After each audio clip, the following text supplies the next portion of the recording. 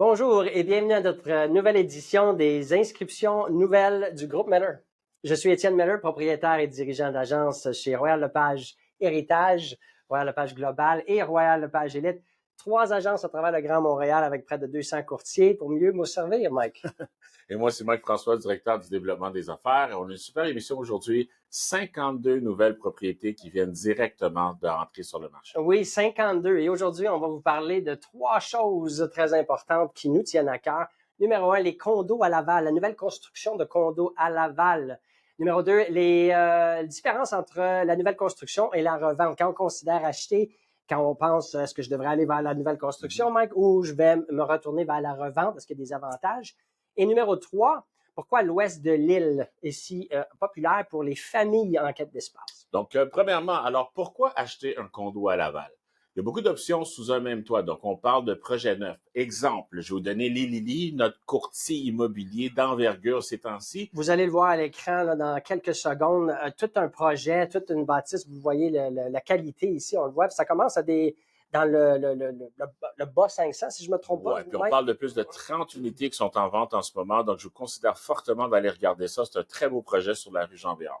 Ce qui est une bonne chose, une excellente chose pour les acheteurs quand on parle de nouvelles constructions, là, Ouais. et surtout à Laval pour l'instant, mais on a plus de choix. Il y a beaucoup plus d'options, beaucoup plus de choix, ce qui veut dire que aussi la marge de négociation, peut-être pas de négociation, c'est peut-être pas le bon mot, mais il y a plus d'options dans un barème de prix différent. Fait qu'on a, ça commence dans les 300 quelques mille et ça va jusque dans les plus d'1 million, mais tout est sous un même toit. On peut visiter plusieurs unités, comme on vient de vous montrer et que vous avez vu, 30 unités avec différents prix, différents plans, différents formats. Différentes gammes aussi. Exactement. Fait que Chomédé, c'est le quartier le plus peuplé de Laval. Quand on parle de Laval, il y a différents secteurs, différents quartiers. Moi, je suis né, ou plutôt, je suis pas vrai, j'ai habité mes 3 premières années à Fabreville, à Laval.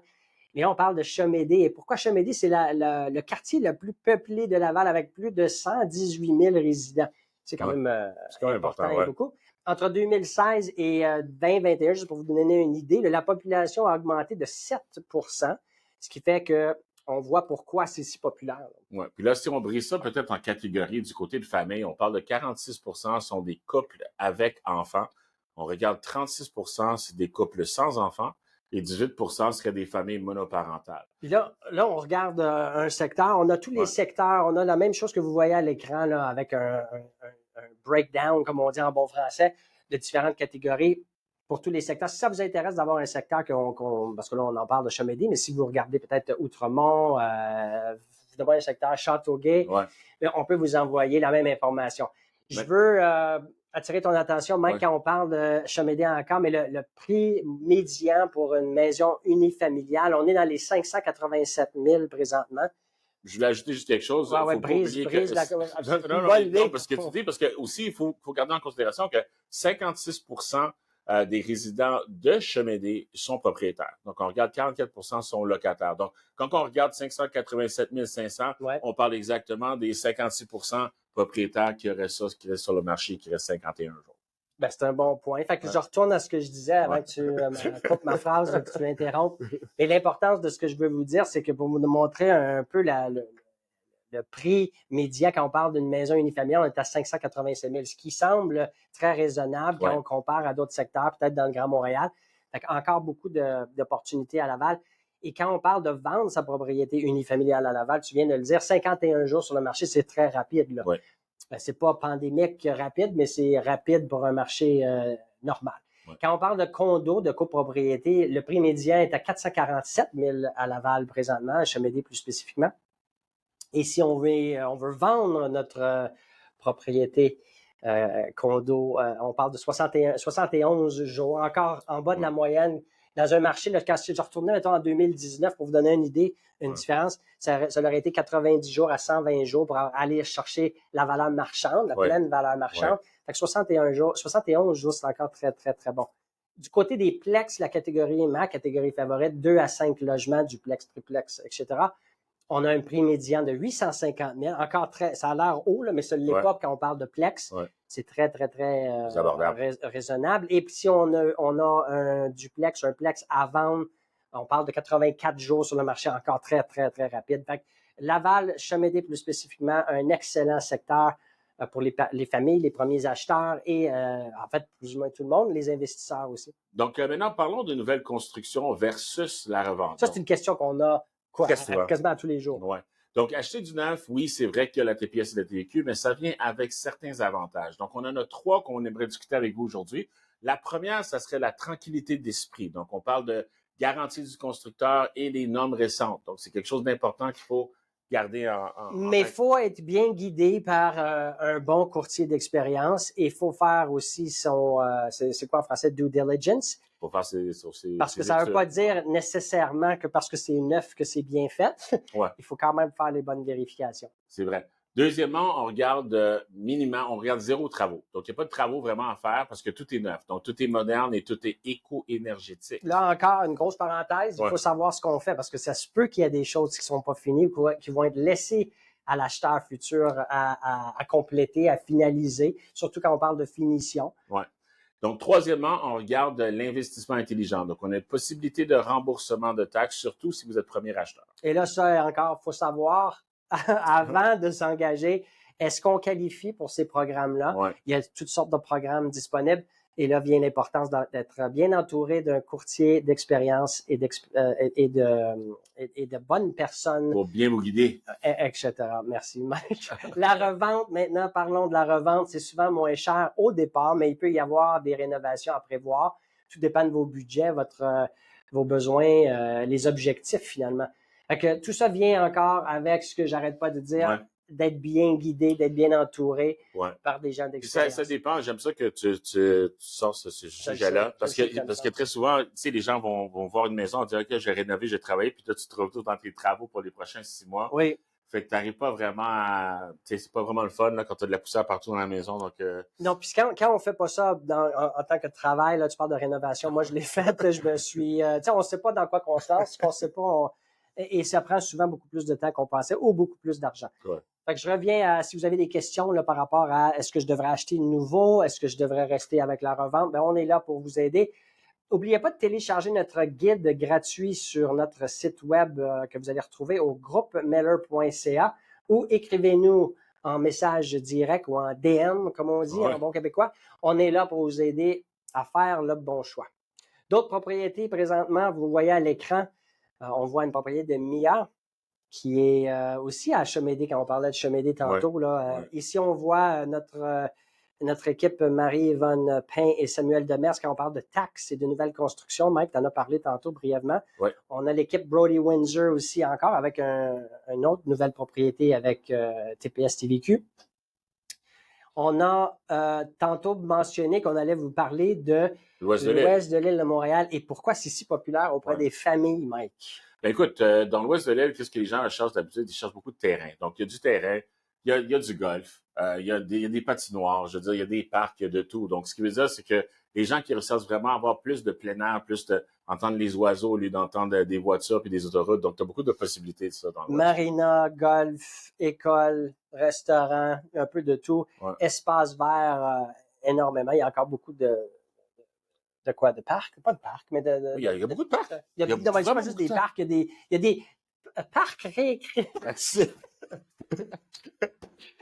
Des parcs de baseball, de tennis, etc. Basketball, tout ce que tu veux.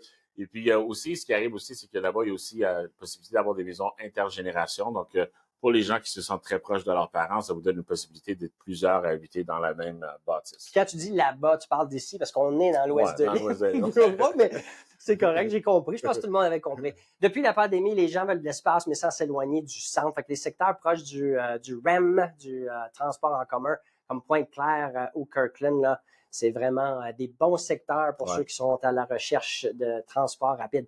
Et pour les vendeurs, ben, les maisons qui partent le plus vite sont souvent avec des cuisines rénovées, un sous-sol fini, une cour bien aménagée. Je vais donner un petit exemple de cour bien aménagée. Mike qui nous invite quasiment à tous les week-ends ou presque, mais surtout quand il fait beau, là. Mike a une cour extraordinaire de rêve, cuisine extérieure, piscine, beaucoup de place pour que les enfants puissent jouer. J'ai beaucoup d'enfants, il y a deux beaux garçons. Et à chaque fois qu'on y va, moi et mon épouse Maria, que vous connaissez, On a toujours du bon temps, des cigares, de la bonne bouffe. Mais c'est ça le West Island. Ouais, donc ce qui arrive, c'est que l'ouest de l'île, c'est pas juste la stabilité, dans le fond. On parle de quelque chose qui était en pleine croissance. Puis je vous dis que les bons prix de ce côté-là ne dureront pas très longtemps. Donc maintenant, on va regarder quelques propriétés qui vont vous donner une idée un peu de qu'est-ce qui se passe. Puis moi, j'ai habité presque toute ma vie dans l'ouest de l'île, ou presque. Ouais. Et c'est une des raisons. C'est l'accès rapide au centre quand il n'y a pas trop de trafic. Mais quand même s'il y a du trafic, on parle de maximum dans le pire là, d'1 heure. Ouais. Fait que c'est quand même quelque chose qui se fait bien. Vous voyez à l'écran là, des propriétés. On regarde $des-Ormeaux, Kirkland ici avec 1,5. On retourne à Pointe-Claire. On a Sainte-Geneviève, Île-Bizarre. Après, j'habite présentement Île-Bizarre. Venez pas me visiter, c'était pas une offre.